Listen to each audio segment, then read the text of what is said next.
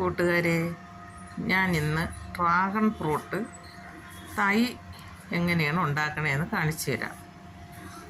Dragon fruit എനിക്കൊരു വലിയ മൂട് ഡ്രാഗൺ ഫ്രൂട്ടുണ്ട്. അതിന്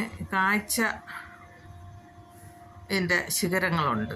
കാഴ്ച ഡ്രാഗൺ ഫ്രൂട്ട് പഴം പറിച്ചിട്ട് നിൽക്കണം. അതിൽ നിന്ന് ഞാൻ കട്ട് ചെയ്ത് എടുത്താണ് ഇങ്ങനെ ഒരു കവറിനകത്ത് മണ്ണും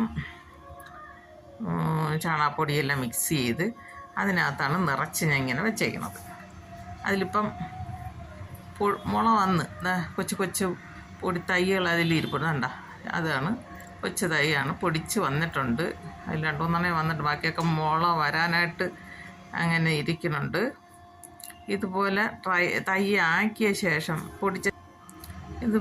പൊടിച്ചതിന് ശേഷം നമുക്ക് ഇതിന്ന് ഇളക്കി മാറ്റി നടാം. ഇങ്ങനെയാകുമ്പോൾ നമുക്ക് എളുപ്പമുണ്ട്. തറയെ കൊണ്ടൊന്ന് വെച്ച് പൊടിപ്പിക്കണമെങ്കിൽ ഇതാണ് നല്ലത്. എല്ലാവരും ഇതുപോലെ ശ്രമിച്ച് നോക്കണം.